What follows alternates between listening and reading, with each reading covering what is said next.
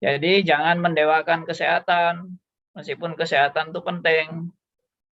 Tapi kesehatan itu ada mentoknya, ada ujungnya kesehatan itu. Suatu saat, ya kita semua tidak berharap sih, tapi suatu saat ya mau tidak mau, kita akan mengalami keadaan kelemahan tubuh.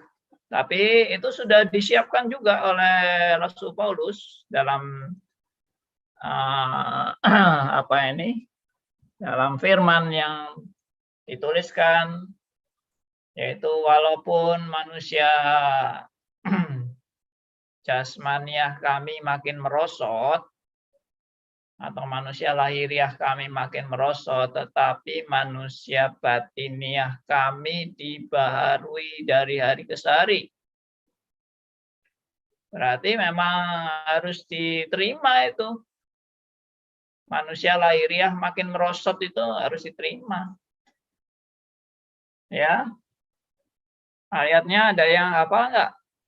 Enggak boleh lihat, enggak boleh lihat ini apa aplikasi Alkitab, enak kalau lihat aplikasi. Ada yang hafal nggak itu ayat berapa itu? Yang Paulus bilang manusia lahiriah semakin merosot, manusia batinnya dibarui dari sehari ke hari. Ada yang ingat?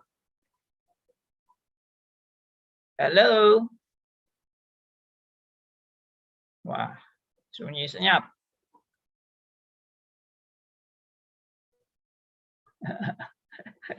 Siapa yang ingat? Halo? Tidak ada yang ingat? Wah, gimana ini? Ayat penting ini.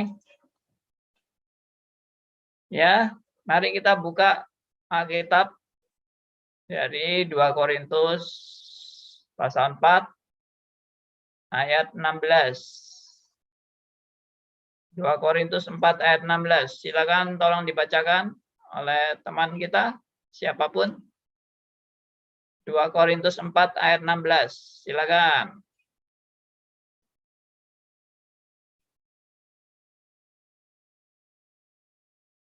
Halo. Oh, nggak ada suara ya?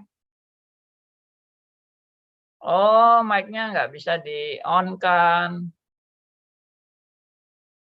Coba ini. Siapa yang mau bicara? Angkat tangan. Oke, Pak Hendarto nih. Bisa nggak ini? Bisa Pak ini Pak. Nah, sudah. 2 Korintus 4 ayat 16.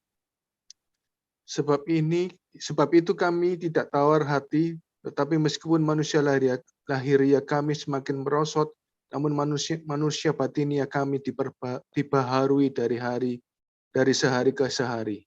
Nah, diulang lagi Pak, yang lancar Pak. Wah, nggak bisa lagi.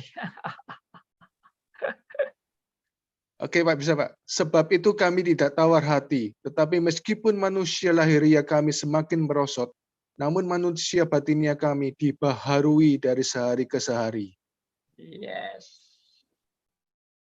Kami tidak tawar hati, meskipun manusia lahiriah kami semakin merosot.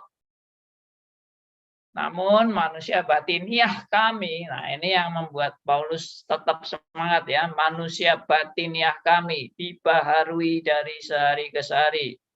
Manusia lahiriah boleh semakin merosot, manusia batiniah dibaharui sehari ke hari. Nah, kalau saudara semangat latihan manusia lahiriah ya, manusia jasmania, kita semangat latihan olahraga apa segala macam. Jangan lupa latihan manusia batiniah yang harus dibarui dari sehari ke hari. Ya, yang Paulus maksudkan manusia jasmania semakin merosot ya karena banyak mengalami penderitaan secara fisik. Ya, jadi ya memang pasti merosot lah ya. Orang disiksa, di penjara, dipukuli.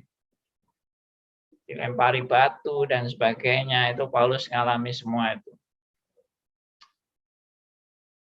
Ya, fisik manusia memang tidak kekal selama-lamanya.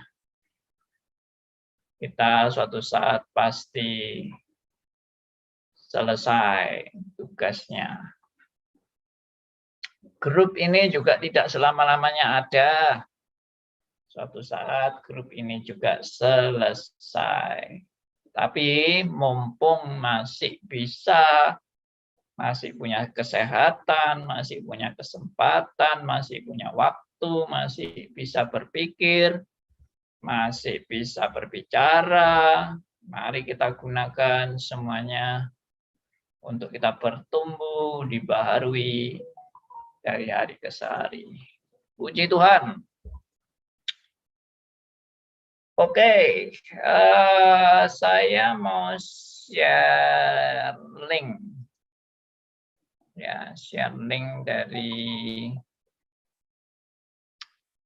ada link, sebetulnya saya sudah pernah buat tema ini ya.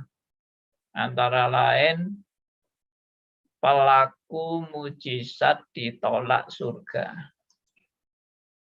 Nah, saudara kalau pernah lihat YouTube-nya, yaitu saya buat 2 seri obrolan santai dan Q&A pelaku mujizat ditolak surga. Bagi yang belum pernah lihat, bisa klik aja di YouTube Sris Ngagel atau search langsung pelaku mujizat ditolak surga Andi Halim gitu. Nanti kan keluar. Ya, di search di YouTube pelaku mujizat ditolak surga. Kalau ada saudara yang mau tanya linknya,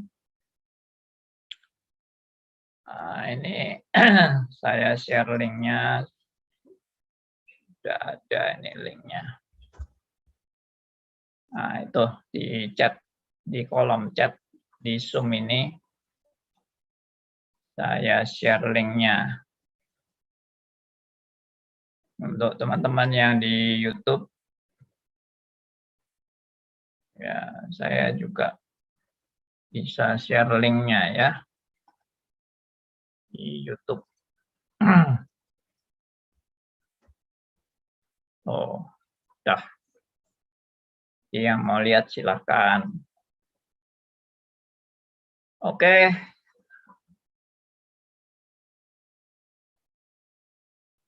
Baik, kita lanjut pembahasan kita tentang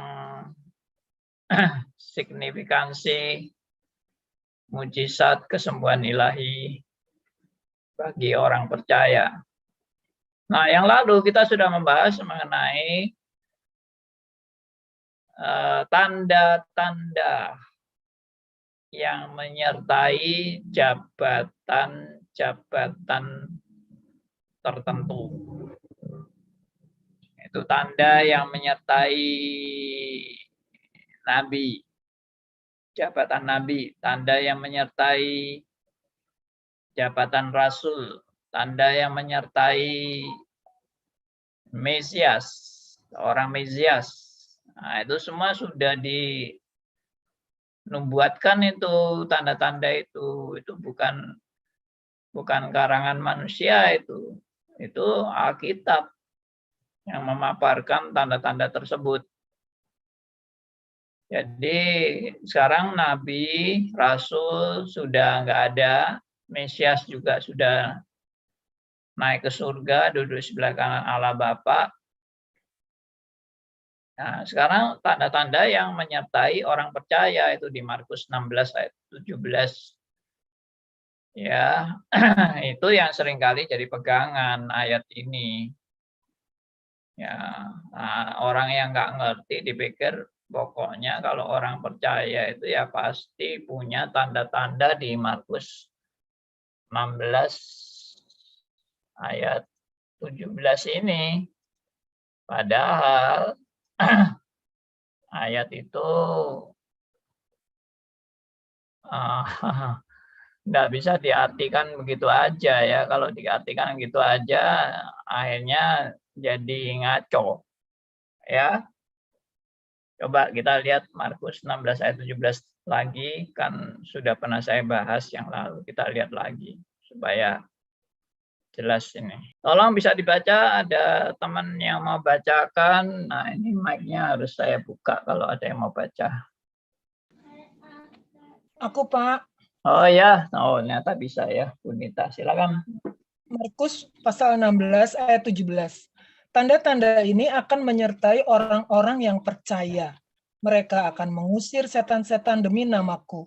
Mereka akan berbicara dalam bahasa-bahasa yang baru bagi mereka. Ya, dari ayat yang tadi dibaca ini,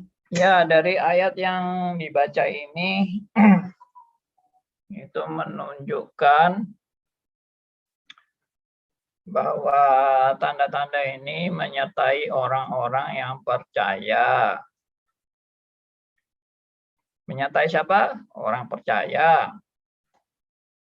Mereka akan bagaimana? Mengusir setan demi namaku. Mereka akan berbicara dalam bahasa-bahasa yang baru bagi mereka. Nah, ini ditafsirkan bahasa-bahasa baru ini, bahasa roh. Ya. Lalu mereka akan memegang ular. Ya. Ular maksudnya ya mungkin memegang ular ini artinya nggak bisa mati. Ya, meskipun mereka dipagut ular dan sebagainya. Ya, ini beberapa tafsiran sih. Dan sekalipun mereka minum racun maut, ya, dikasih racun maut, mereka tidak akan mendapat celaka. Mereka meletakkan tangannya atas orang sakit dan orang itu akan sembuh. Nah, saya dulu waktu masih ikut kelompok ekstremis, saya harus amini ayat ini karena apapun yang dikatakan firman Tuhan saya harus amini. Saya tidak boleh menolak. Kalau saya menolak kan berarti saya nggak percaya firman Tuhan. Gampangnya kan gitu kan. Kalau kamu memang percaya, kamu memang orang percaya, ya kamu harus menerima setiap firman Tuhan. Jadi ini harus diamini ayat ini. Nah, karena saya harus mengamini ayat ini, ya saya harus terima kan ayat kata-kata dari ayat ini. Ya, kalau mengusir setan, ya pernah mengusir setan. Kalau berbicara dalam bahasa baru, ya gampang kan? Bicara cuma wala gitu aja kok nggak bisa. Ya, lalu mereka memegang ular. Ya, ini kalau ular terus terang saya belum pernah, dipagut ular berbisa juga belum pernah. Lalu mereka minum racun maut, saya juga belum pernah sih. Minum baygon atau minum apa itu potas atau apa gitu ya, sianida, belum pernah ya. Lalu mereka tidak akan mendapat celaka ya kalau minum racun maut tidak celaka. Lalu mereka akan meletakkan tangan atas orang sakit dan orang itu akan sembuh ya. Ini juga pernah sih mendoakan orang sakit dan sembuh juga pernah. Tapi yang belum pernah ya ular sama minum racun itu belum pernah. Nggak tahu kapan mau coba gitu. Konyol banget. Ya ini kan sudah saya jelaskan ya. Jadi ayat ini tidak berarti setiap waktu ya, lalu setiap saat, lalu setiap kejadian orang Kristen pasti tidak akan mati. Kalau dipagut ular berbisa atau minum racun tidak akan mati. Ya, kalau ngusir setan kan Ya gampang sih ngusir setan itu. Maksudnya gampang itu ya kan tinggal ngusir toh. Lalu setannya keluar apa nggak keluar ya kita nggak tahu. Pokoknya ngusir aja. Ya, setannya keluar pun keluar sungguhan atau keluar cuma bersandiwara juga kita ya nggak tahu keluar beneran atau keluar cuma permainan pura-pura keluar juga bisa. Nah, itu ya, jadi ayat ini memang terus terang membuat orang antara yakin dan tidak yakin gitu loh. Ya kan? Ada yang memang bisa, ada yang nggak bisa, ada yang nggak berani. Nah, kalau memang betul-betul beneran ini ayat ini kan harus diimani, diamini ya. Ya, ayo kita coba minum racun sama-sama gitu, minum cyanida atau ya minum Baygon. Kalau Baygon tuh masih bisa hidup ya, nggak langsung mati. Ya, ada beberapa orang yang coba bunuh diri minum Baygon ya nggak mati kok. Meskipun ada yang mati juga sih. Jadi ayat ini apa ya artinya ayat ini? Ya sudah, nggak ada arti yang lain kecuali yang saya pernah artikan, yaitu kalau Tuhan mau benar-benar pakai orang Kristen yang mau dipakai Tuhan untuk memberitakan Injil dan Tuhan mau menunjukkan kuasanya melalui anak Tuhan ini, ya dia bisa dilindungi Tuhan dari celaka. Bisa, tapi tidak berarti dia pasti nggak akan atau nggak mungkin mati. Anak Tuhan itu pokoknya kalau namanya orang percaya pasti kalau diracun nggak mungkin mati. Siapa bilang? Kalau dipenggal kepalanya nggak putus gitu. Nah, jadi bagaimana Yohanes Pembaptis yang dipenggal kok kepalanya putus? Saya pernah buat ilustrasi pada saat Yohanes Pembaptis dipenggal kepalanya. Tiba-tiba Tuhan menyatakan kuasanya, yaitu lehernya Yohanes Pembaptis menjadi lebih keras dari beton. Lalu waktu Quilutin jatuh, Quilutinnya yang pecah jadi dua. Leher Yohanes tetap utuh dan dia bangkit. Alkoconya gemeter-gemeter dan bertekuk lutut pada Yohanes Pembaptis. Nah, itu kan filmnya saya itu kalau gitu ya, atau karangan saya yang nggak pernah terjadi, ya kan? Yang terjadi apa pada saat Quilutin atau pedang dari Alkoco itu menebas leher Yohanes Pembaptis, langsung putus.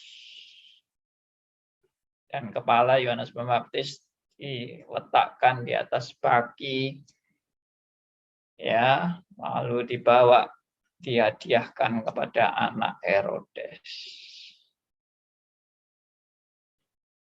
Wah, itu kalau mau buat film yang lebih menarik lagi, mungkin waktu itu kepalanya Yohanes Pembaptis tuh tiba-tiba dipegang oleh kakinya, itu dipegang oleh anaknya Herodes, langsung Yohanes bisa bicara di atas baki itu ya. Nah, itu lebih mengagetkan itu. Wah, tahu-tahu bisa bicara Yohanes Pembaptis. Dan Yohanes Pembaptis tetap khotbah meskipun kepalanya putus. Apa seperti itu ceritanya?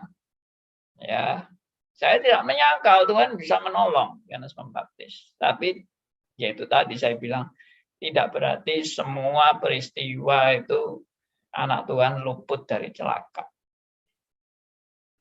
Enggak setiap peristiwa. Anda boleh membayangkan Tuhan begitu luar biasanya menolong Daniel di lubang singa, ya. lalu menolong Sadrah, Mesah, Abednego dari perapian yang amat sangat panas luar biasa. Rambut mereka pun tidak hangus selembar pun. Oh, itu kan hebat. Hebat sekali memang itu. Tapi apa semua anak Tuhan kayak gitu? Ya, ternyata banyak yang mati juga. Termasuk Rasul Paulus pun juga dipenggal, cerita riwayat para rasul. Rasul Paulus matinya juga dipenggal. Kenapa Tuhan tidak menolong? Kenapa Tuhan tidak melepaskan? Kenapa Tuhan tidak menunjukkan mujizatnya secara spektakuler? Ya memang ada yang Tuhan mau perbuat kasih mujizat, ada yang Tuhan nggak mau dan tidak perlu. Jadi kesimpulannya apa? Kesimpulannya ada mujizat, tidak ada mujizat, itu tidak penting. Itu kesimpulannya. Tuhan bisa buat mujizat kalau Tuhan mau. Dan Tuhan juga bisa tidak melakukan apa-apa. Tidak melakukan mujizat apapun kalau Tuhan mau. Dan keduanya, mana yang penting? Ada mujizat atau tidak ada mujizat? Tidak penting. Keduanya itu tidak penting. Bagi orang percaya itu yang penting apa? Bagi orang percaya yang penting itu adalah penyertaan Tuhan. Tuhan besertaku. Itu yang paling penting bagi orang percaya kan. Jadi bukan mujizat atau enggak ada mujizat atau tidak ada mujizat, bukan itu yang penting. Yang penting Tuhan besertaku. Immanuel. Ya. God be with you.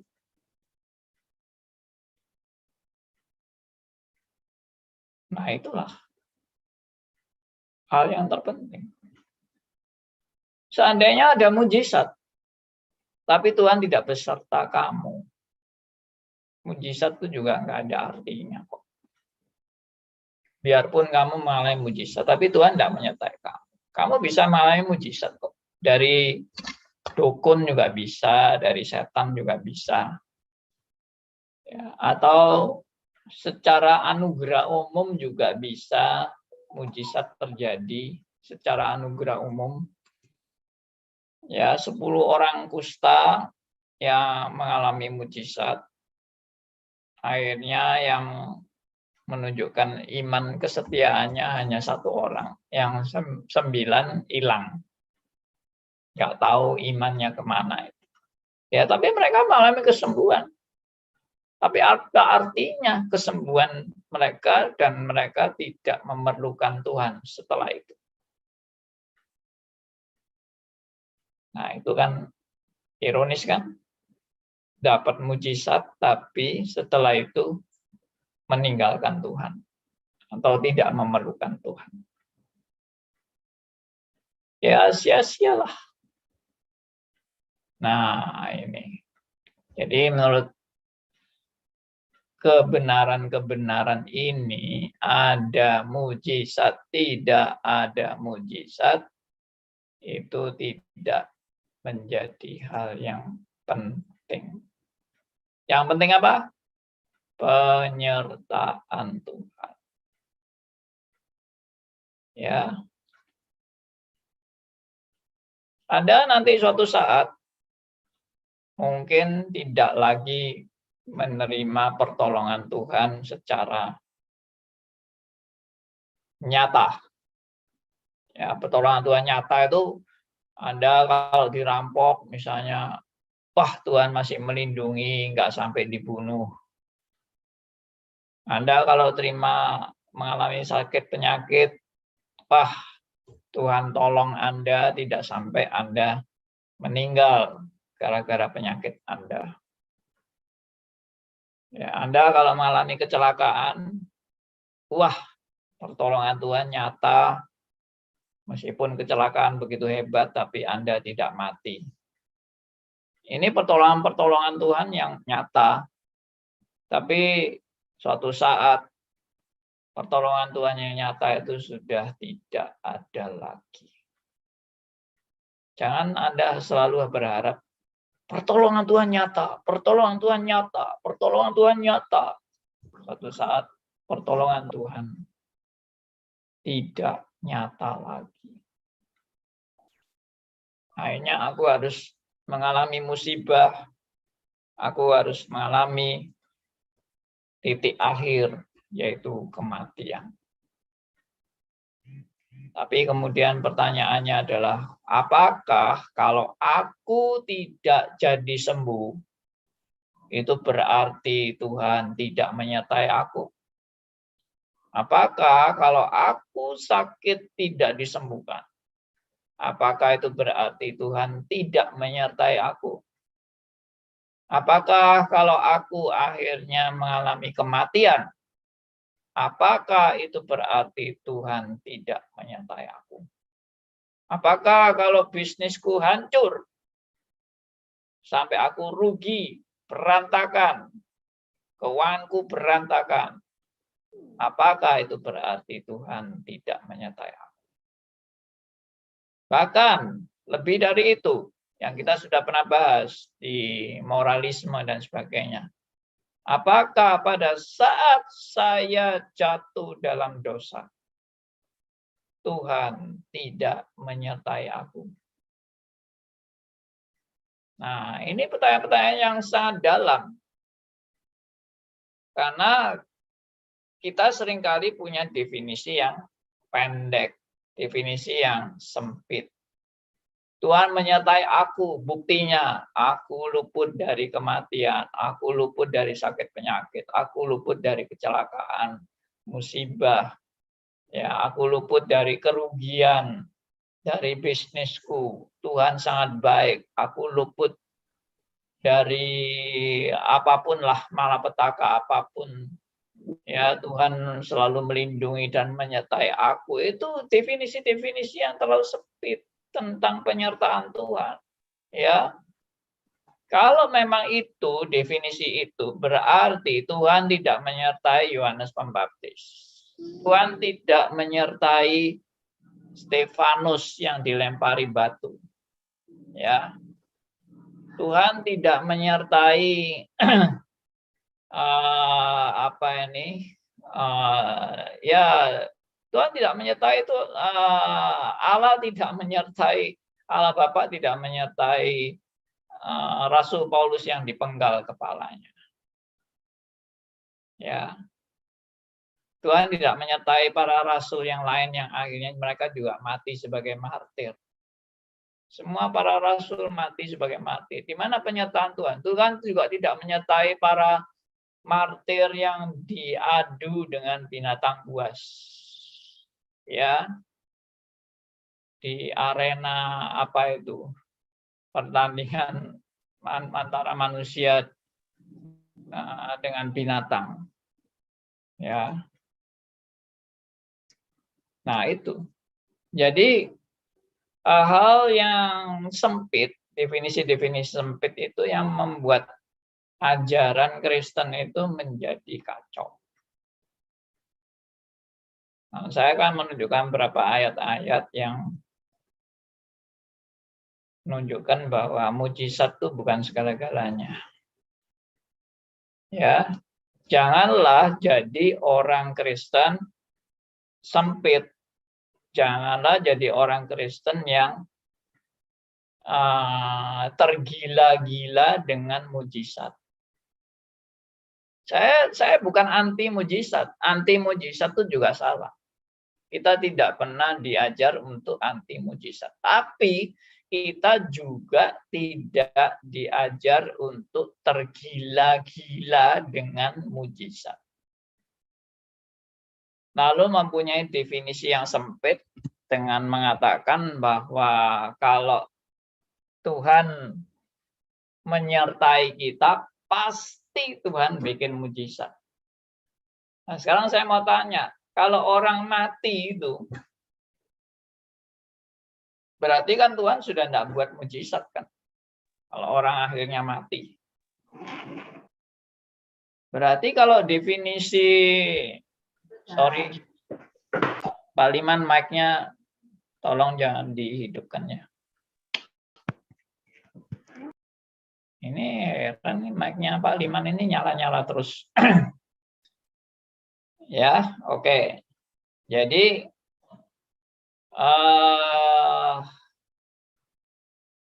sampai di mana tadi ngomong?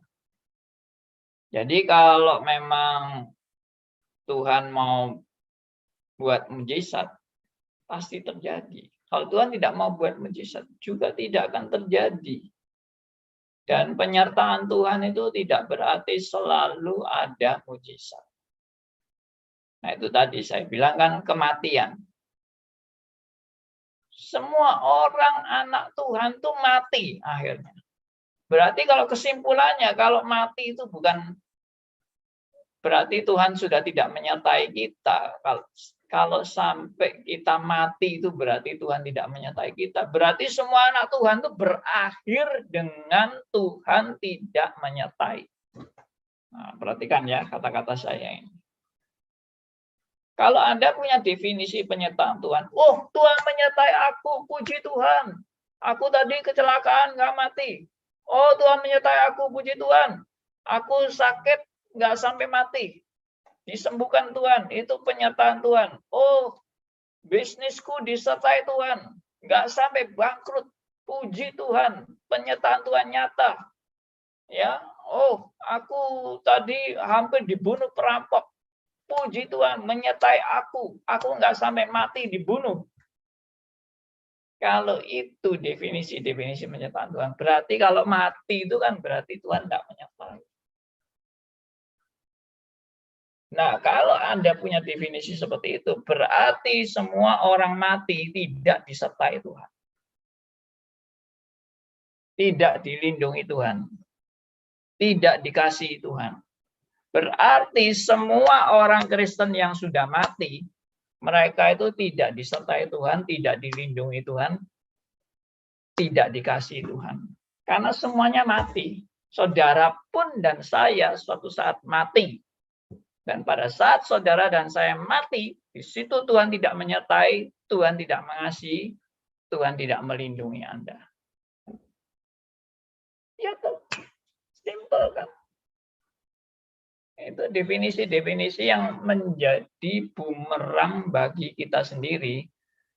Kalau kita buat definisi bahwa penyertaan Tuhan itu membuat kita pasti tidak akan kena celaka. Penyertaan Tuhan itu membuat kita pasti tidak akan kena musibah. Penyertaan Tuhan itu membuat kita pasti tidak akan mati. Ya sudah. Kalau begitu definisinya, semua orang mati berarti tidak disertai Tuhan. Semua orang mati berarti tidak dilindungi Tuhan. Semua orang mati berarti tidak dikasihi Tuhan. Selesai. Dan itu bukan ajaran Alkitab kan? Ajaran Alkitab adalah Anda mengalami apapun, kasih Tuhan tidak akan bergeser dalam hidup Anda. Anda mengalami musibah paling berat apapun, dan paling celaka apapun, dan bahkan sampai kematian pun, Tuhan, kasih Tuhan tidak bergeser dalam hidup Anda. Dan walaupun Anda mengalami detik-detik kematian, Tuhan tetap menyertai kita semua. Itulah.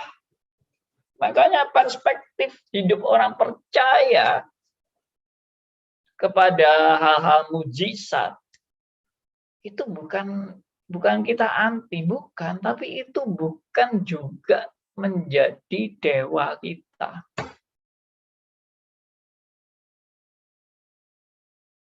Kita bukan mabuk dengan mujizat. Kita bukan tergila-gila dengan mujizat. Kita percaya mujizat itu ada dan perlu bagi orang-orang yang Tuhan mau teguhkan karena dia masih baru jadi Kristen. Mungkin bagi orang-orang yang baru jadi Kristen perlu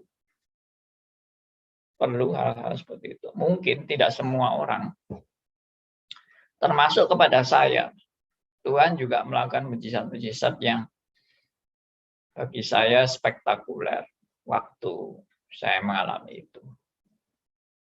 Ya, baik mujizat waktu saya belum percaya maupun mujizat setelah saya baru percaya. Tuhan buat itu untuk membuktikan atau meneguhkan iman saya yang memang masih dasarnya nggak teguh. Dan saya membutuhkan itu. Dan Tuhan kasih. Tapi tidak semua orang Tuhan bilang punya butuh yang sama.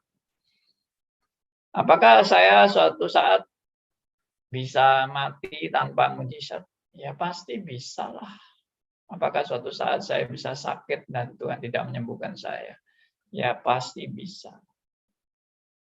Apakah bisa suatu saat saya tidak mengalami mujizat dan saya sampai mengalami detik-detik kematian? Bisa saja. Tapi sekali lagi tadi saya bilang, kasih Tuhan tidak bergeser.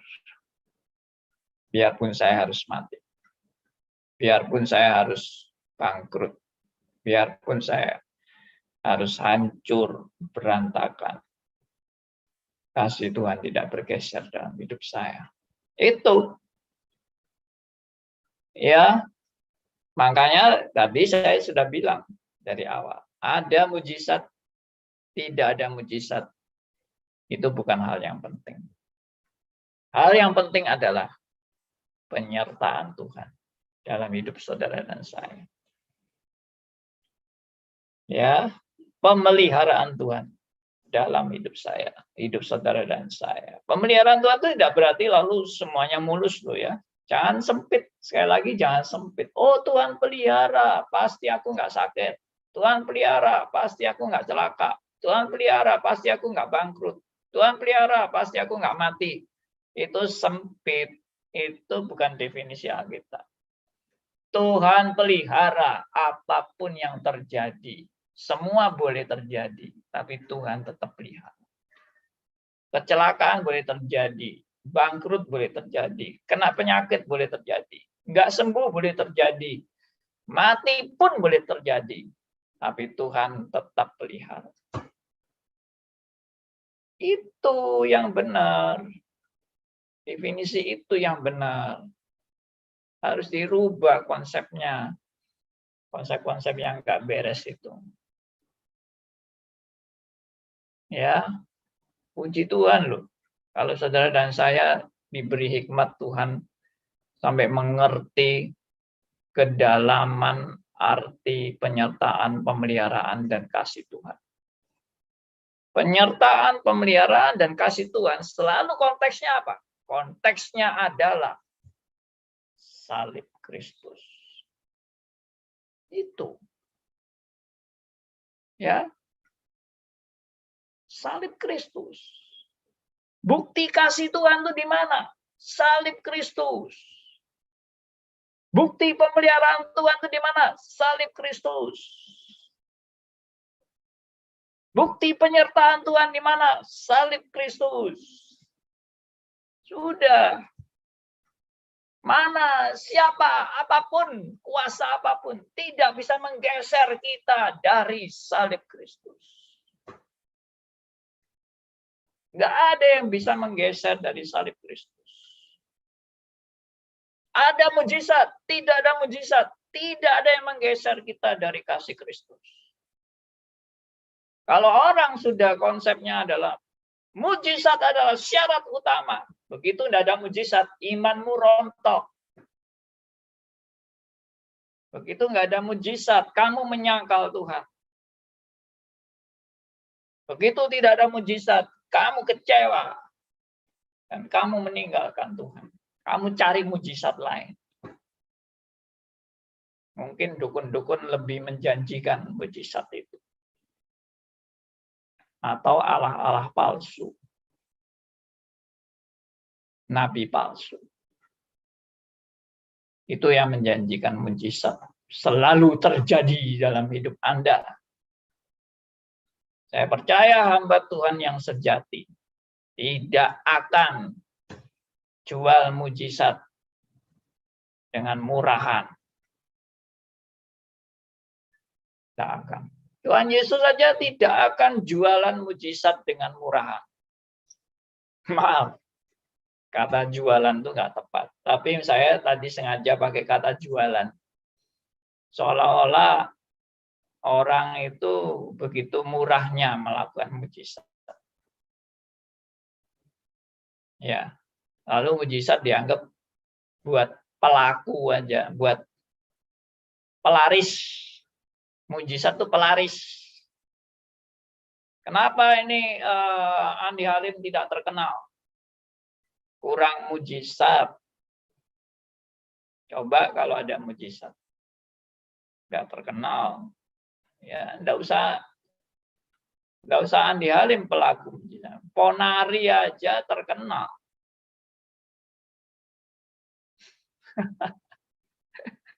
Ponari itu lebih terkenal dari Andi Halim. Siapa Andi Halim? Kecil, tidak ada artinya apa-apa dibandingkan Ponari. Ya, itu. Sekarang mari kita lihat ayat Alkitab ya. Ada ayat-ayat yang menunjukkan bagaimana sikap Tuhan Yesus terhadap orang-orang yang mencari mujizat. Ini supaya kita sadar. Jangan sampai kita jadi orang-orang gila yang suka tergila-gila mencari mujizat. Dan hamba-hamba Tuhan yang tergila-gila dengan murahan menawarkan mujizat. Ya maaf ya, saya mungkin agak keras.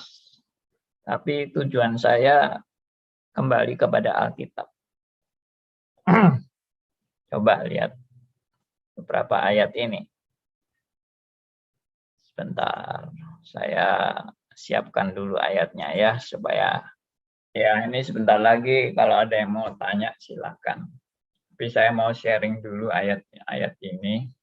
Saya ajak saudara lihat ayat ini di layar ini, yaitu dari Yohanes pasal 6 ayat 12.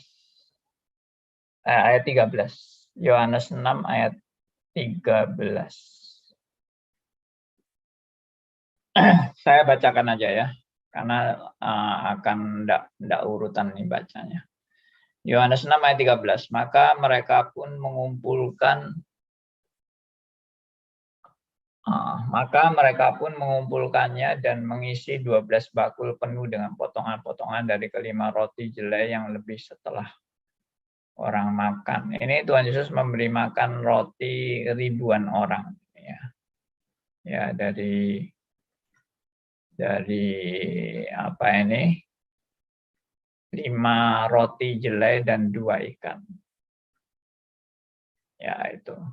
Ya, lalu ternyata ada sisa dari potongan-potongan roti itu, ada sisanya. Wah, semua orang melihat itu dan terkejut melihat mujizat yang luar biasa dari 5 ketul roti 2 ekor ikan.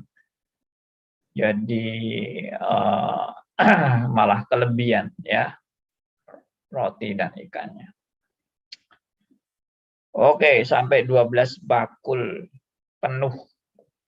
12 bakul penuh dengan potongan-potongan dari kelima roti jelai. Oh ya, sisanya 5 ya. Sisanya 12 bakul roti jelai. Dari 5 roti jelai. 12 bakul. Nah, lalu ayat 14. Ketika orang-orang melihat mujizat. Nah, ini manusia ini selalu condong kalau lihat mujizat tuh kayak gini. Ketika orang-orang itu melihat mujizat yang telah diadakan Kristus, mereka berkata, dia inilah benar-benar nabi yang akan datang ke dalam dunia. Nah, ini yang saya bilangkan tanda nabi. Tanda nabi, yaitu mujizat. Ketika orang-orang itu melihat mujizat yang diadakan, langsung mereka bilang, dia ini adalah benar-benar nabi yang akan datang ke dalam dunia. Karena nabi itu adalah apa? Tanda-tandanya adalah bisa melakukan mujizat. Oke. Lalu bagaimana reaksi Tuhan Yesus terhadap orang-orang yang sangat membanggakan Tuhan Yesus ini? Ya, lucu sekali reaksi Tuhan Yesus di ayat 15. Karena Yesus tahu bahwa mereka hendak datang dan hendak membawa dia dengan paksa untuk menjadikan dia raja. Menjadikan Kristus raja. Ia menyingkir pula ke gunung seorang diri. Ayat 15. Jadi orang-orang setelah lihat mujizat, mereka kepingin menjadikan Kristus raja. Ya, ini menunjukkan apa? Orang ya berarti orang itu sangat mudah tertarik dengan namanya mujizat ya. Begitu ada mujizat tuh, wah sudah kayak orang mabuk gitu, ya mabuk dan langsung mau menjadikan Kristus sebagai raja. Padahal mereka tahu bahwa yang bisa melakukan mujizat itu nabi, bukan raja. Tapi nabi ini mau dijadikan raja sama mereka. Mungkin karena mereka punya latar belakang zaman dulu ya. Mereka selalu benci nabi. Nabi-nabi yang asli itu kerjanya kan suka marah-marah aja ya. Marah-marah, menyampaikan murka Tuhan. Ya, memaki-maki raja yang nggak beres gitu ya. Lalu menubuatkan bahwa kamu akan dibuang oleh Tuhan, ya akan dijajah, ya toh. Nah itu mereka kan wah benci sekali mereka dengan nubuat-nubuat yang membuat yang menubuatkan bahwa Israel akan hancur di masa depan. Mereka sangat marah dengan nabi-nabi seperti itu. Tapi ternyata omongan nabi itu benar. Jadi mereka mungkin gara-gara yang masa lalu bahwa mereka tahu bahwa ternyata nabi itu justru omongannya yang benar. Maka zamannya Tuhan Yesus ini mereka sudah tidak mau buang nabi lagi. Begitu ada nabi yang bisa melakukan mujizat, langsung mereka mau angkat jadi raja. Pasti ini akan membuat Israel akan menang, ya, akan bisa melawan penjajah. Nah, itu mungkin harapan mereka. Ya. Nah, ini juga suatu harapan yang bodoh ya. Yang kalau namanya Tuhan adalah Tuhan yang Maha Kuasa. Sekarang ini ada nabi yang Maha Kuasa, ya toh? Berarti nabi ini juga akan menolong kita dari semua penderitaan kita. Nabi ini akan membebaskan kita dari segala malapetaka dan musibah. Penjajahan harus disingkirkan dengan kuasa nabi ini. Nah, ini apa? Pikiran apa ini? Ini adalah pikiran egois. Meskipun orang melihat mujizat, orang melihat bahwa kuasa Tuhan luar biasa, tapi pikirannya masih pikiran egois, yaitu memanfaatkan kuasa Allah demi kepentingan hawa nafsu manusia, kepentingan ego manusia. Tuh, mempergunakan mujizat demi kepentingan ego manusia. Ini ciri-ciri ini sudah kelihatan. Kenapa mereka menjadikan Kristus raja? Bukan, Yesus benar-benar raja, kita akan sembah dia. Enggak. Pikiran mereka adalah ini sangat diperlukan untuk kemerdekaan Israel. Oke ya, saya lanjut. Kenapa ayat-ayat ini saya papar? Karena nanti ada ceritanya ini. Saya langsung saja loncat setelah itu ayat 22. Pada keesokan harinya orang banyak yang masih tinggal di seberang melihat bahwa di situ tidak ada perahu selain daripada satu tadi, dan bahwa Yesus tidak turun naik ke perahu dan bersama-sama murid-muridnya, bahwa murid-muridnya saja yang berangkat. Tapi sementara itu beberapa perahu lain datang dari Tiberias dan dekat ke tempat mereka makan roti sesudah Tuhan mengucapkan syukur atasnya. Ketika orang banyak melihat bahwa Yesus tidak ada di situ, ya tiba-tiba Tuhan Yesus sudah hilang dari situ dan murid-muridnya juga tidak ada. Mereka naik perahu itu lalu berangkat ke Kapernaum untuk mencari Yesus. Perhatikan. Lalu berangkat ke Kapernaum untuk mencari Yesus. Ini adalah contoh orang-orang yang sudah tergila-gila dengan mujizat. Pokoknya kalau lihat mujizat, wah ikut, berbondong-bondong, ayo lihat mujizat. Tuh ya ini, contohnya ini. Orang banyak itu. Yang tadi mau menjadikan Kristus jadi raja. Ya, mereka masih ngotot itu. Wah, kita harus ikut. Ya, kita akan jadikan dia raja, atau paling tidak kita akan lihat mujizatnya lagi. Wah, gitu. Lalu ayat 25, ketika orang banyak itu menemukan Yesus di seberang laut itu, ya, lalu mereka berkata kepadanya, Rabi, bila mana engkau tiba di sini? Nah, ini ternyata pengikut Yesus sangat banyak. Ya, pengikut Yesus sangat banyak dan orang-orang sudah menanti dan mereka menemukan Yesus di seberang laut itu. Ya. Lalu ketemu Yesus. Wah, senang mereka. Mereka senang sekali ketemu Yesus. Wah, jadi banyak orang-orang yang mencari Yesus.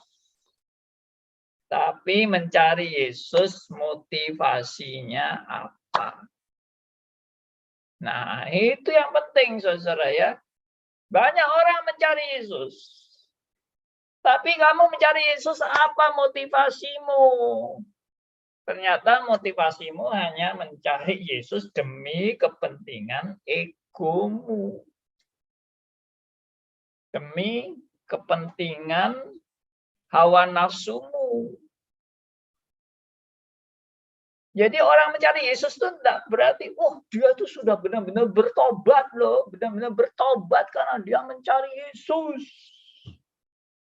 Mencari Yesus untuk apa? Ternyata Yesus diperalat untuk memenuhi keegoisan kita. Hati-hati.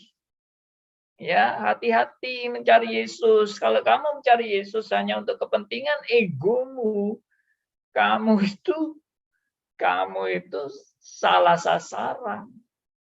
Dan itu yang dikritik oleh Tuhan Yesus di ayat 26. Begitu Tuhan Yesus lihat orang banyak itu mencari Yesus, reaksi Yesus itu bukan senang. Ya, Yesus tidak berkata, "Oh, puji Tuhan, inilah bukti banyak jiwa-jiwa yang datang kepadaku dan mencari aku dan aku mulai terkenal. Semua orang mau datang kepadaku." Ya. Ya ini kalau hamba Tuhan ini adalah target oriented, begitu banyak orang mau ikut hamba Tuhan itu, wah dia pasti senang. Wah, haleluya, pelayananku sukses karena banyak orang mau mengikut aku. Banyak orang mau memuji-muji aku. Aku sukses, puji Tuhan. Tapi apa reaksi Tuhan Yesus di ayat 26? Ini mengejutkan. Yesus menjawab mereka, Aku berkata kepadamu, sesungguhnya kamu mencari aku. Perhatikan, mencari aku, mencari Yesus. Kelihatannya sudah benar kan mencari Yesus? Tapi Tuhan Yesus koreksi langsung. Kamu mencari aku bukan karena kamu telah melihat tanda-tanda, melainkan karena kamu telah makan roti dan kamu kenyang. Oh, Tuhan Yesus tegur tuh bagi orang-orang yang suka mencari Yesus. Tapi mencari Yesus bukan karena telah melihat tanda-tanda. Apa maksudnya telah melihat tanda-tanda? Yaitu orang yang menangkap apa maksud di balik tanda. Itu orang yang melihat tanda. Ya, bukan karena kamu telah melihat tanda, yaitu orang yang menangkap apa maksud di balik tanda. Tapi apa yang diutamakan oleh orang itu? Yang diutamakan adalah mereka sudah makan roti dan kenyang. Alias apa? Kepingin dapat roti lagi, roti gratis, atau kepingin lihat mujizat lagi yang menarik dan memuaskan mereka. Suka nonton lah, suka nonton mujizat. Menarik itu, nonton mujizat itu memang menarik. Sampai hari ini pun kalau ada mujizat, banyak orang kepingin nonton. Mungkin yang lebih menonjol itu di Indonesia itu ya seringkali, pokoknya kalau ada apa-apa itu, wih, orang gerombol, langsung semua pada melihat.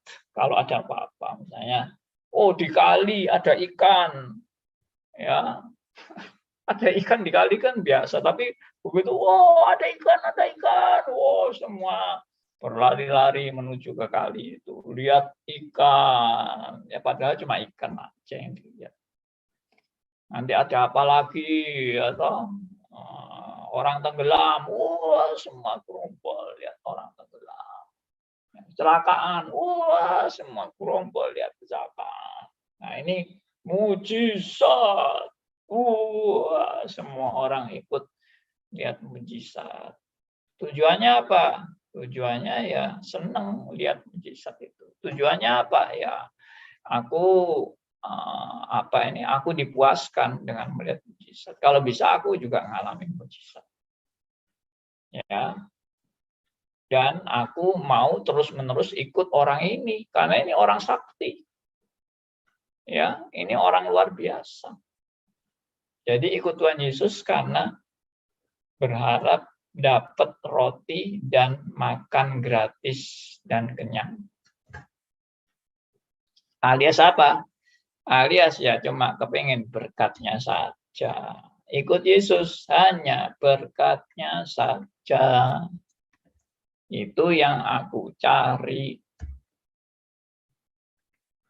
Nah, Tuhan Yesus nggak suka itu. Tuhan Yesus langsung kasih jawaban tegas, bekerjalah bukan untuk makanan yang akan dapat binasa, melainkan untuk makanan yang bertahan sampai kepada hidup yang kekal, yang akan diberikan anak manusia kepadamu, sebab dialah yang disahkan oleh Bapa Allah dengan meterainya. Ya, ini panjang kalau mau dibahas sampai tuntas panjang. Tapi intinya adalah Tuhan Yesus menolak orang-orang yang gila mujizat. Ya, kamu mencari aku itu bukan karena kamu melihat tanda-tanda dan kamu mengerti ada message di balik tanda. Tuhan Yesus memberikan roti gratis itu apa? Karena Tuhan Yesus ada message, yaitu makan roti surgawi, bukan roti jasmani. Jadi mujizat itu sebetulnya tujuan Allah melakukan mujizat untuk membawa orang kepada nilai-nilai rohani. bukan membawa orang kepada harapan-harapan duniawi. Nah, tapi hanya sedikit orang yang mendapat karunia memahami bahwa mujizat secara jasmani itu sebetulnya mau menghantar kepada nilai-nilai rohani. Nah, biarlah hari ini menjadi pelajaran buat saudara dan saya bahwa jangan kita terjebak memperalat Tuhan untuk memenuhi keegoisan diri kita. Itu masih bisa dimaklumi bagi orang Kristen yang baru jadi Kristen. Ya, mereka masih membutuhkan konfirmasi bahwa Allahku betul-betul hidup. Tapi setelah kamu betul-betul percaya, itu bukan lagi menjadi kamu menjadi kecanduan dengan mujizat yang hanya bersifat sementara. Mujizat itu sementara. Saya percaya orang yang disembuhkan Tuhan suatu saat juga bisa sakit lagi. Nah, lalu orang yang disembuhkan Tuhan selama-lamanya tidak akan sakit. Ya, kalau selama-lamanya nggak akan sakit, ya tidak mati berarti orang ini. Karena sudah disembuhkan Tuhan, selama-lamanya sembuh dari segala penyakit. Ya berarti tidak bisa matilah orang kayak gitu. Karena sudah tidak bisa sakit lagi. Nyatanya mati juga kan. Lazarus yang dibangkitkan dari kematian. Akhirnya mati lagi nggak? Ya, mati dong. Masa Lazarus nggak mati? Kalau Lazarus nggak mati lagi kan. Dia orang yang hidup sampai hari ini. Lazarus itu. Oke. Kiranya ini boleh meneguhkan kita satu step lebih maju. Mengenal akan signifikansi mujizat bagi orang percaya. Tuhan memberkati. Silakan kalau ada yang mau tanya, nggak jelas, boleh bicara, angkat tangan kalau mau bicara. Oke, Pak Aryo. Nggak bisa. Oh ya nih. Sudah bisa ya? Sudah. Ya, nilai rohaninya untuk melihat mujizat itu apa, Pak? Nilai rohaninya kok kurang ngerti. Ya itu tadi saya sudah kasih contoh. Tuhan Yesus buat mujizat kasih makan roti 5.000 orang. Nilai rohaninya adalah Tuhan Yesus mau mengantar mereka untuk mengerti roti surgawi. Dari mujizat lahiriah, mereka akan melihat tanda-tanda. Itu menghantar mereka kepada nilai rohani, yaitu roti surgawi yang tidak akan membuat mereka lapar lagi. Nah, itu maksud Tuhan Yesus. Jangan cuma kepengen roti jasmani terus. Ya itu tidak habis-habisnya kalau seperti itu. Kamu berarti kepengen roti gratis terus seumur hidupmu. Apa bukan untuk menunjukkan Tuhan berkuasa? Oh iya, makanya Tuhan yang berkuasa itu roti surgawi. Roti surgawi itu siapa? Ya Yesus. Yesus Kristus. Itu roti surgawi. Makanya Tuhan Yesus setelah itu khotbah yang tadi ayat yang tadi kita baca itu Tuhan Yesus akhirnya menjelaskan kan yang dimaksud roti surgawi itu bagaimana? Yaitu Kristus sendiri. Jadi memang itu menghantar kepada siapakah Kristus. Makanya tanda kan, tanda mesianik. Itu menunjuk kepada siapa? Kristus. Ya, Kristus selalu membawa orang kepada siapa? Membawa orang percaya kepada Kristus. Tentunya percaya kepada Kristus supaya percaya kepada siapa? Kepada Allah yang sejati dong. percaya kepada Allah yang sejati. Makanya tadi saya bolak-balik bilang, ada message di balik tanda. Itu orang nggak nangkep message-nya. Orang cuma mengejar tandanya terus. Tuh, tandanya, mujizatnya, mujizatnya, mujizatnya. Tapi ada message di balik mujizat. Nah, itu orang nggak nangkep. Puji Tuhan kalau saudara dan saya diberi kejelian menangkap kebenaran yang hakiki dari mujizat. Bahwa bukan mujizat itu yang kita harus percaya, tapi Allah yang maha kuasa dan berdaulat itulah yang harus dipuji dan dimuliakan. Dan itu Allah yang mengutus Yesus Kristus. Makanya Yesus itu kenapa menjadi pelaku mujizat? Supaya orang tahu bahwa inilah yang diutus oleh Allah.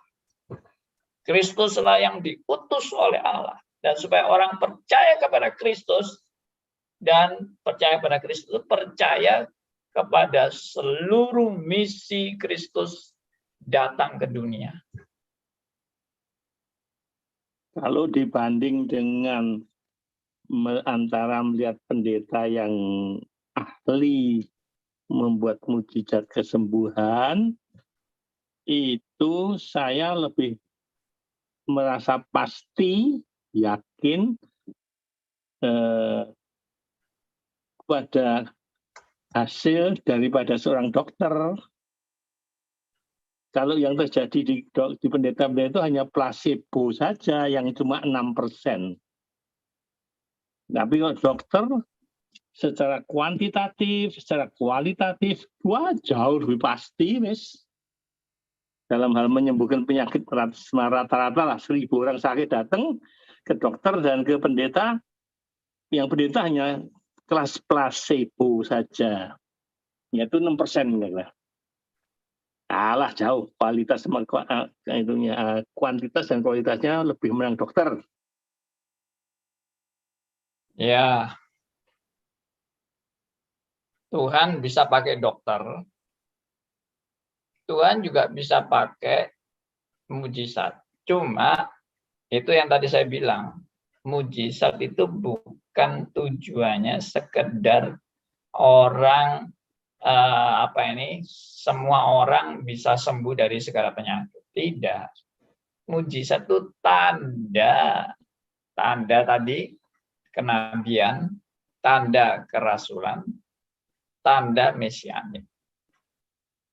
Nah, tanda ini untuk meneguhkan bahwa ada misi di balik mujizat.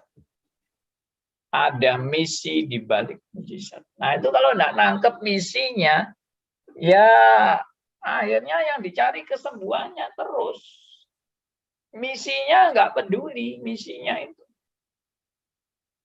Nah, kalau tadi Pak Aryo kan bilang, saya daripada percaya sama pendeta-pendeta yang suka menyembuhkan, ya saya lebih percaya dokter. Ya memang kalau tujuannya betul-betul supaya kita ini hidup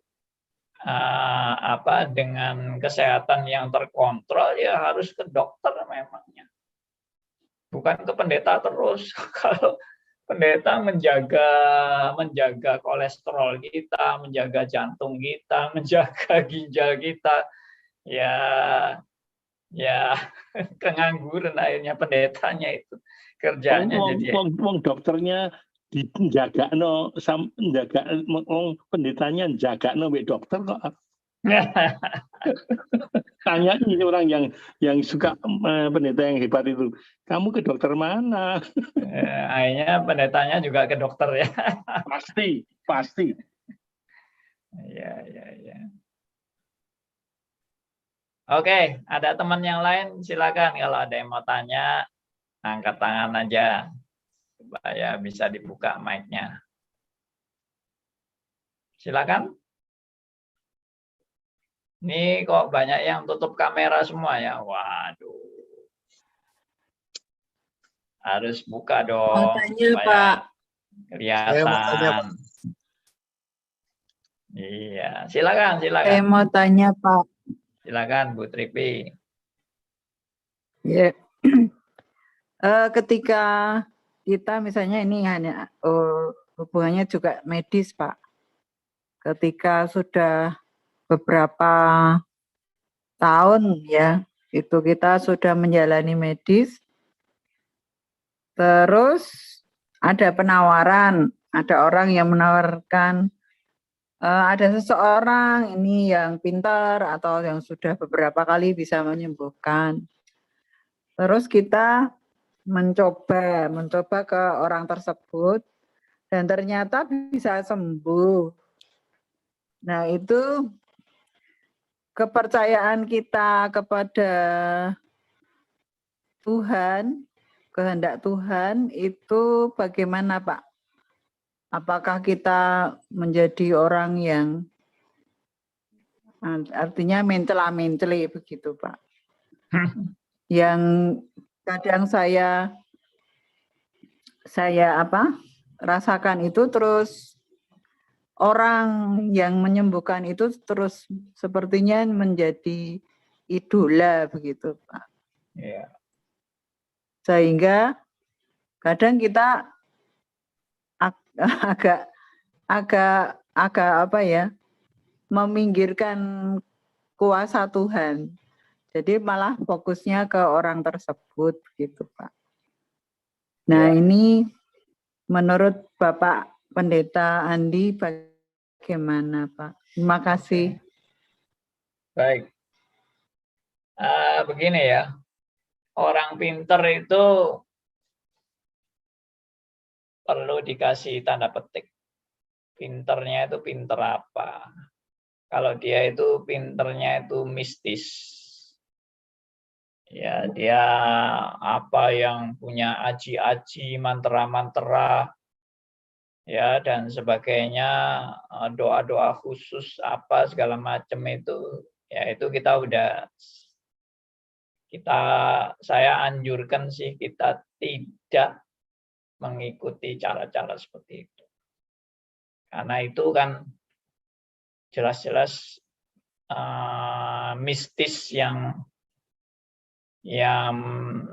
orientasinya justru tidak kepada Alkitab. Tapi ada kedua, orang pinter yang memang dia belajar, misalnya belajar anatomi tubuh.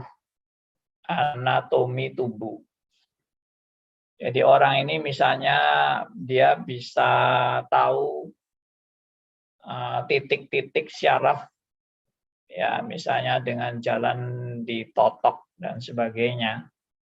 Itu titik-titik syaraf seperti itu untuk memperlancar peredaran darahnya dan sebagainya. Kalau itu sih bagi saya itu mirip dengan dokter ya. Dokter itu juga belajar dan punya ilmu dan menggunakan obat-obatan. Sedang kalau seperti yang tadi saya bilang itu orang pintar yang mempelajari anatomi tubuh dan sebagainya, yang bisa menotok syaraf untuk memperlancar darah dan sebagainya, dia biasanya disebut suhu atau apa itu namanya, ya Sinsei. Ya sinsei, yang punya keahlian-keahlian di dalam menghandle ya tubuh manusia dengan mempelajari itu tadi, anatomi tubuh. Jadi it's okay kalau itu bagi saya. Tapi kalau sudah ya itu tadi ada mistisnya, misalnya pakai kata-kata mantra, lalu pakai doa-doa dan sebagainya yang aneh-aneh, itu saya pikir sudah langsung kalau itu nggak usah, ditolak aja. Ya, nggak usah kompromi dengan hal seperti itu. Kita percaya kalau Allah mau menyembuhkan kita, pasti sembuh. Tapi Tuhan juga bisa menyembuhkan kita melalui dokter, melalui sinsai, tusuk jarum dan sebagainya, itu juga bisa. Jadi saya tidak anti tusuk jarum ya, karena saya juga tahu ada hamba-hamba Tuhan tertentu anti tusuk jarum, katanya itu juga dari setan dan sebagainya. Tapi kalau saya mempelajari dari teman yang belajar tusuk jarum, dia bilang tidak ada setannya sama sekali. Jadi itu memang bisa dipelajari itu ilmu-ilmu seperti itu. Ya itu dari saya. Ada pertanyaan lain? Misalnya kalau doanya secara Kristen bagaimana Pak Andi? Ya, doa Kristen pun tidak lalu membuat dia jadi orang sakti kan. Kalau saya sudah tidak percaya ada orang sakti. Ya, seperti yang minggu lalu saya sudah jelaskan bahwa karunia itu tidak nempel pada seseorang lalu menjadi keahliannya. Oh, ini ahli ngusir setan, ini ahli untuk menyembuhkan, ini ahli mencarikan jodoh, ini ahli membuat kaya raya. Nah, itu semua sudah pasti itu bukan Tuhan. Bukan cara Tuhan, itu sudah cara dukun itu kayak gitu. Ya, saya tidak percaya ada orang punya karunia supranatural yang nempel dalam hidupnya dia sampai dia menjadi ahli di situ. Dukunnya pendeta kok Pak. Dukunnya pendeta. Ya, persis pendeta tenan. Terima kasih Pak Pendeta. Ya. Malam nanti. Oke, silakan Pak Liman. Ini pendeta itu ada kesaksian sendiri, Pak. Saya punya bukunya cuma hilang, nggak tahu siapa itu. Berapa tahun yang lalu dia kalau bersaksi gini, Pak. Ini masalah misi dia bilang. Dia pergi ke suatu daerah yang non Kristen. Dia memberanikan diri ke sana. Dia menginjil agak ya sedikit. Mungkin dia langsung di bukunya itu bilang ada satu kiai langsung datangi di salah satu pokok di daerah Madura. Bilang kalau kamu bisa menyembuhkan saya, penyakit saya ini sudah bertahun-tahun, saya mau jadi anak Tuhan, mau jadi orang Kristen, dan nanti saya akan mengajak semua murid-muridnya dia dari Kristen. Dan kenyataannya dia berdoa sama Tuhan, dia berdoa untuk kiai, ternyata sembuh, Pak. Ternyata sembuh, akhirnya banyak orang ikut Kristen, Pak. Dan kesaksian itu dia bilang, kalau pada waktu penginjilan dia lakukan seperti itu, Pak. Secara gitu, akhirnya banyak kesembuhan terjadi. Jadi dia lakukan hanya untuk masalah penginjilan atau misi itu baru dia gunakan cara itu. Kalau enggak ya enggak pakai cara itu ya. Nah, itu apakah memang dipakai Tuhan seperti itu juga, Pak hamba Tuhan seperti itu? Kenyataannya dia banyak menangkan jiwa-jiwa. Ya, itu kalau Pak Liman dengar cerita saya yang minggu lalu, saya ceritakan itu. Bahwa ada kejadian seperti itu dan Tuhan mau pakai dia untuk penginjilan. Dan dia memang pada waktu itu diberi karunia untuk bisa menyembuhkan. Ya, memang bisa dipakai Tuhan. Tapi setelah itu dia pergi ke tempat asalnya dia mendoakan orang, ya ternyata ya tidak sembuh juga. Jadi memang ada saat-saat Tuhan mau pakai dia. Bagi saya itu no problem itu, karena kembali lagi itu bukan menjadi keahlian yang nempel dalam hidupnya dia lalu bisa buka praktek kesembuhan. Ya, itu namanya sudah perdukunan. Ya. Nah, sekali lagi karunia supranatural itu tidak melekat lalu kita bisa istilahnya tangan kita ini sakti gitu loh. Semua yang saya sentuh bisa sembuh. Nah, itu kan tangan sakti kan. Nah, itu sudah nggak benar. Kalau seperti itu tanganmu benar-benar sakti, kamu datang aja ke rumah sakit. Semua orang disentuh sama tanganmu, semua orang bangkit dari rumah sakit. Rumah sakitnya langsung sepi. Ya toh. Kalau memang kesaktiannya itu nempel dalam dirinya dia. Ya silakan aja, kamu bersihkan rumah sakit. Kok sulit-sulit cari orang sakit, suruh datang ke KKR. Enggak, Ya, dia aja yang datang ke rumah sakit gitu loh. pertanyaannya saya gini Pak, bukan masalah itu Pak Andi. Dia sudah punya suatu gambaran bahwa kalau misi itu dengan cara itu akhirnya efektif. Dan Tidak pertanyaan saya, selalu. Saya Enggak. tidak setuju. Saya setuju kalau Tuhan bisa pakai cara itu untuk mau penginjilan, tapi tidak dijadikan rumus. Kalau itu dijadikan rumus, bagaimana dengan misionari yang dibunuh di pedalaman-pedalaman itu? Ya berarti misionari itu nggak punya kuasa Tuhan. Ya kan? Jadi memang ada hamba Tuhan yang dipakai Tuhan, dikasih tanda-tanda, melakukan mujizat, ya anugerah Tuhan. Tapi jangan dirumuskan. Setiap aku penginjilan, pasti aku bisa melakukan mujizat untuk menyembuhkan. Iya, kalau Tuhan memang mau pakai, iya. Tapi itu jangan jadi rumus seolah-olah Tuhan mengikuti penginjilan.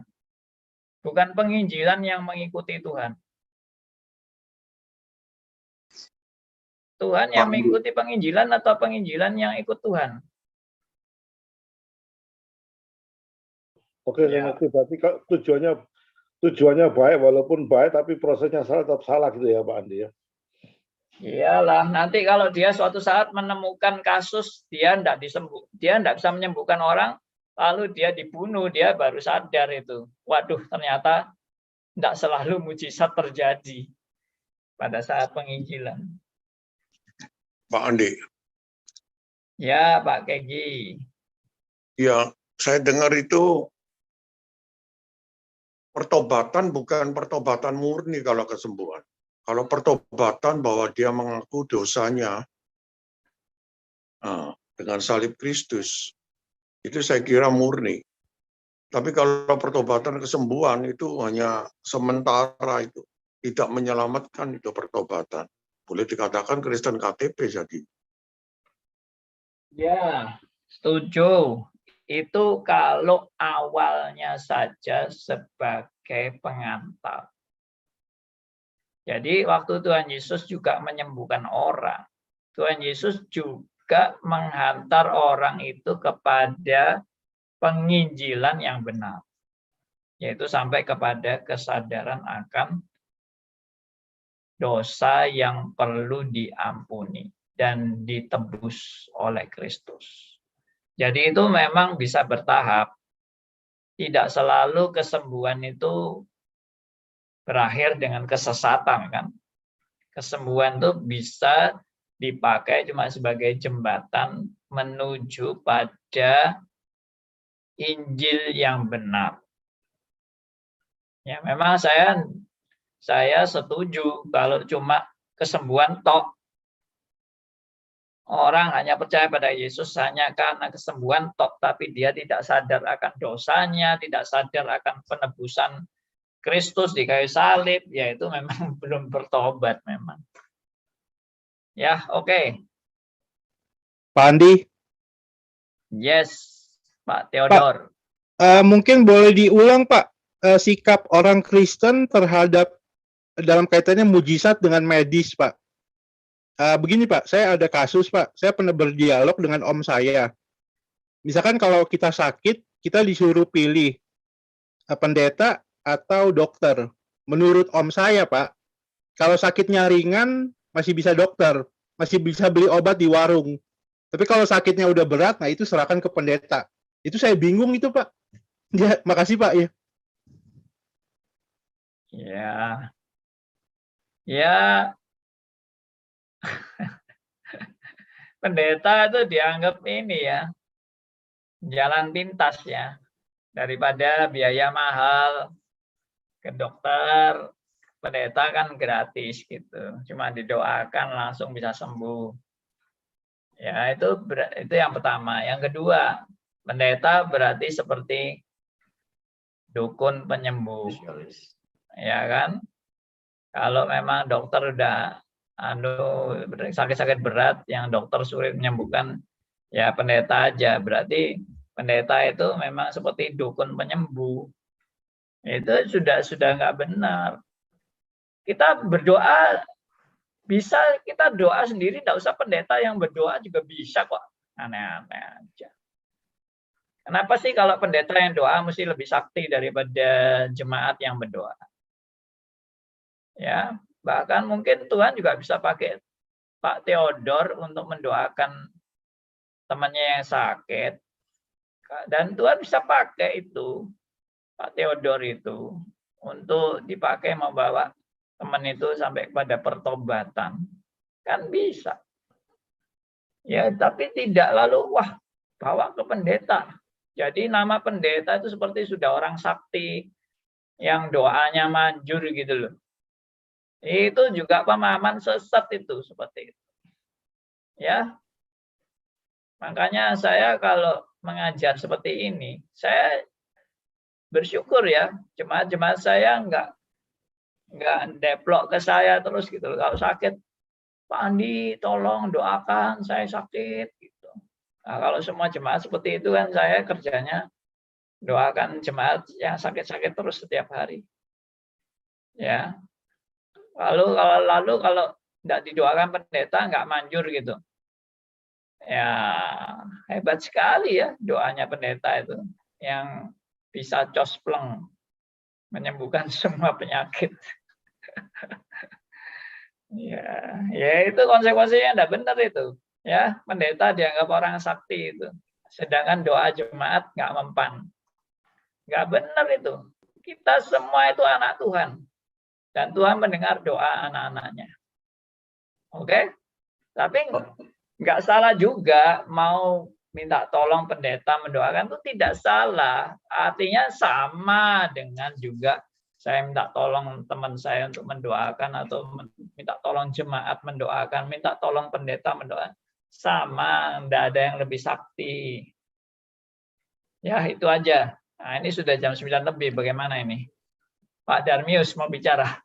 Oh iya Pak. Itu tadi terkait dengan Pak Theodor ya, menanyakan seperti itu.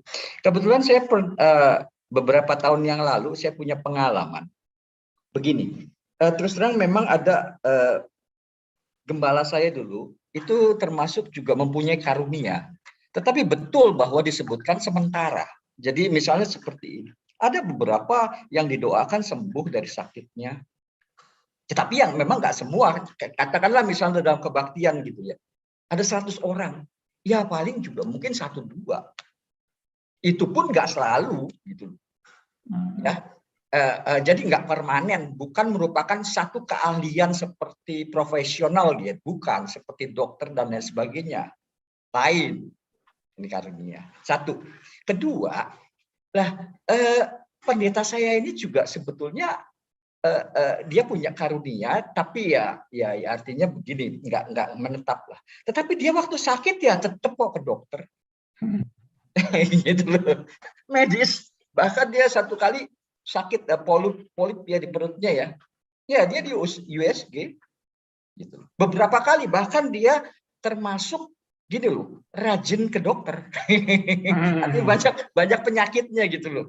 Jadi bagaimana seperti ini kan nggak bisa permanen. Nah, saya memahami begini. Mungkin waktu itu memang beberapa pelayanan yang kami lakukan memang ada tanda-tanda ajaib ya, bahwa orang yang kerasuk orang manifestasi kita doakan keluar setannya bisa, tetapi nggak setiap saat begitu. Saya melihat begini. Mungkin pada saat itu kita memang sedang perintisan gereja. Tapi setelah settle, saya melihat itu seolah-olah turun. Nggak ada lagi mujizatnya. Karunia itu. Jadi betul kalau dikatakan, toh juga sebetulnya ini kan Yesus katakan ini tanda dia sebagai yang nabi yang diutus. Sebagai tanda, sebagai Mesias, sebetulnya. Kan juga kalau kita baca di Yohanes 6 itu, sebetulnya kan Yesus mengkontraskan tuh sama Musa kan? Roti roti betul-betul roti fisik. Yes. Dikontraskan itu sebetulnya, dibalikkan paradigmanya sebetulnya. Yesus di sini sebetulnya di Yohanes 6 ini juga kan sebetulnya membalikkan paradigma. Yeah. Sebetulnya yang diharapkan adalah roti hidup itu ya. Yes. Jadi begitu Pak Theodor. Sebetulnya karunia betul tidak menetap. Oke. Ya. Terima kasih. Terima kasih. Saya juga yakin Pak Darmius juga bisa dipakai Tuhan untuk mendoakan. Betul, pernah Pak. Pernah. Jika saya mendoakan beberapa orang juga sembuh. Berarti Pak Darmius juga punya karunia dong. Ya itu kan bukan Tuhan yang kasih pada saat itu ya Pak. Iya, kan gitu Pak. Jadi bukan hanya pendeta Anda loh, Pak Darmius juga. Iya, pada kenyataannya saya beberapa kali pernah. Tetapi kan memang bukan tujuannya itu kan Pak. Maksud saya semua itu bisa dipakai Tuhan. Betul Pak. Iya, Pak Aryo juga bisa. Nanti kalau ada yang sakit minta didoakan Pak Aryo nanti bisa sembuh juga.